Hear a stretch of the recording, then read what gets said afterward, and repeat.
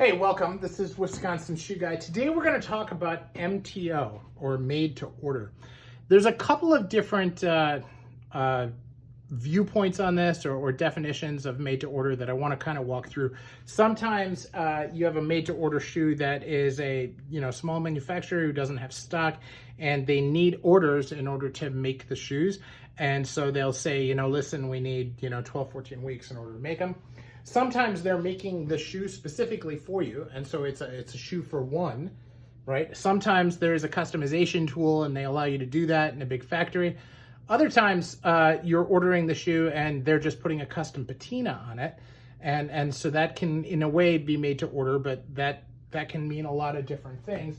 And then sometimes they're actually building the shoe for you, one step at a time, for you, specifically to how you want the shoe made. So, it can, as I said, it can mean a lot of different things, but the question is really, what does it mean to you, and what are we trying to get out of it, right? So it's an interesting path as it goes. So first we're going to talk about, just patina, okay? And this is an example of that. This is an Altan Boutier, right?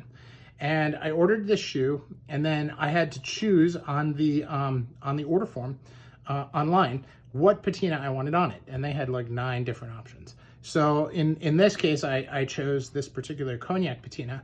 They made it. It took them a few weeks, and they sent it out to me.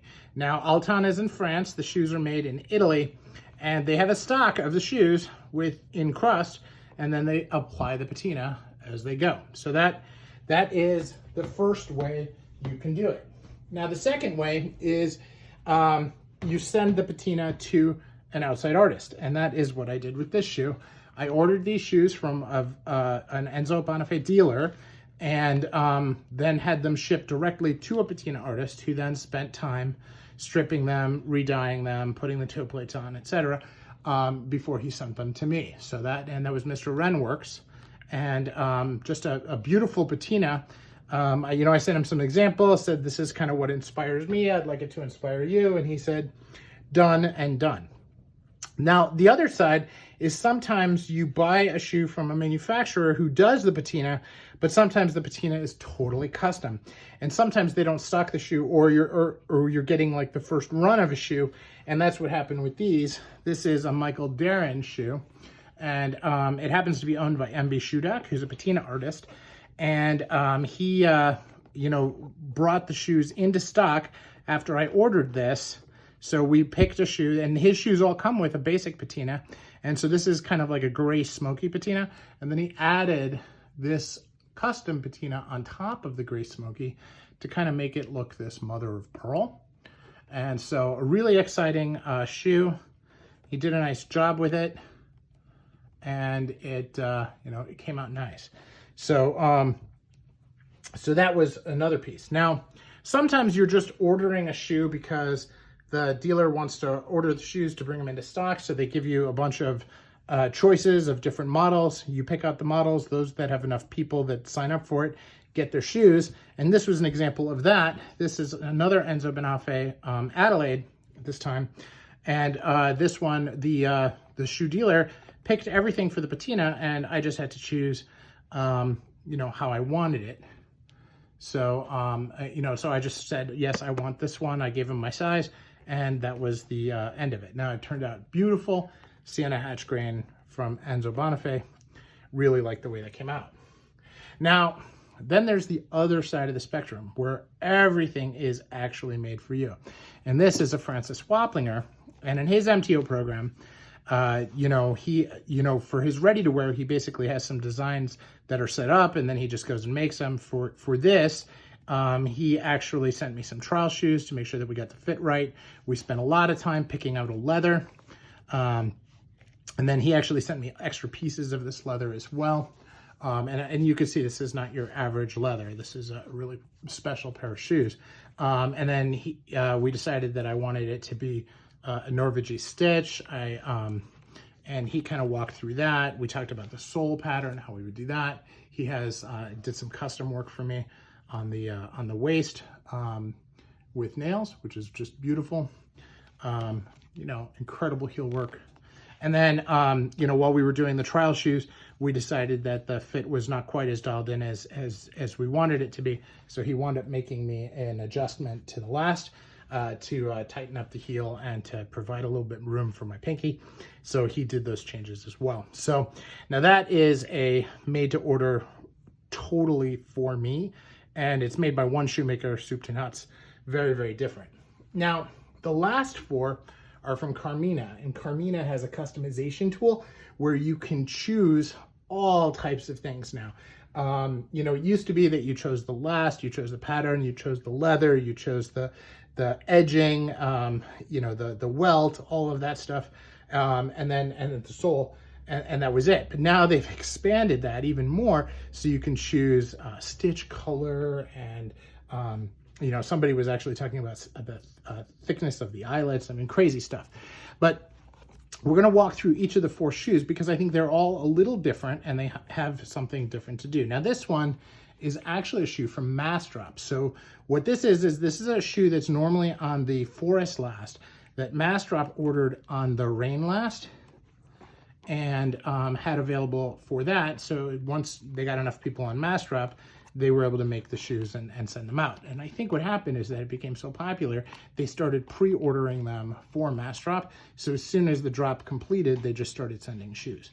So kind of a GMTO in a very, very different kind of way. But that worked out really well. And then the next 3, I really customized myself. This is my first shoe on the Simpson Last. I chose, this is a tumbled leather combined with a smooth leather. So my first kind of spectator of sorts. This is a leather that they don't normally use, called a Vogue calf. So really, or no, Vitello calf. And then this is the Llama tumbled leather. And I did this in an Adelaide pattern. I got to choose what I wanted for a medallion, and I actually chose a medallion. Most of the time I skip it. And then I chose to have JR soles on this as well. I chose the edge. I chose the edge color. It was so it was a lot of fun. So that was my first one on the Simpson Last. Then I liked the Simpson Last, but I thought I could go a size smaller. I chose this one. This one is in a J and FJ Baker calf and Russian calf. And this is a hole cut shoe that they actually stitched and brogued a Adelaide shape into. So very interesting there. I chose this to have a natural edge. So you can see they just really, this is just the pure leather colors on the edge and the sole. A double sole on this. I had toe plates put on it. These are actually Carmina toe plates. Of course, it got scratched up as you would expect when you wear them. So just beautiful double sole and very unique leather in a unique pattern. Now this is normally on the Booger Last, and I actually had it designed on the Simpson Last. Now I also put a storm welt on this. So when you look at the 2 Simpson Lasts, they look pretty different, which I think is cool. So definitely a neat way of doing it. And of course, because this has the larger toe iron, it's a little less formal, but it's a hole cut, kind of offsets it a little bit. Now the last one I did, this is from Carmina. This is from their new with the 3D tool. I chose green contrast stitching. I chose to have a very aggressive fudging on this. I also had a storm welt put on it. This is a triple sole. Now if you look at the 2 soles side by side, it's not necessarily thicker than the double sole, but each of the soles are thinner. And I also could have the bottom painted a different color, which I did, so that it matches the green stitching. And this is in a shell cordovan, so I got to choose that. And then you can see I chose a burgundy shell cordovan for the tongue, just for fun. A little bit of a contrast, but very, very subtle, kind of hidden in the process. So, and again, I had a chestnut edge on this so that it went with this kind of blended a little bit more for a little bit of enhanced formality on these shoes. So you can see that there's a lot of options that you can do and a lot of different things you can do with Carmina.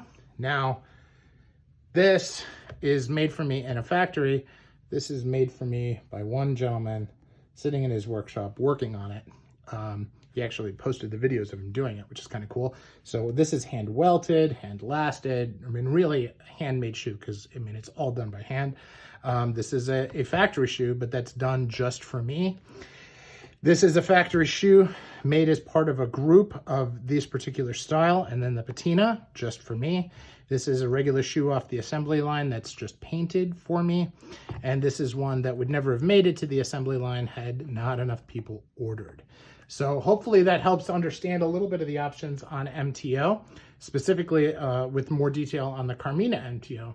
There are a couple of other videos that I'm going to do on this where I'm going to talk about Oxfords from Asia and then split toes from Asia. So you can see a little bit of variety in the different shoes and options that are provided. Thanks for watching.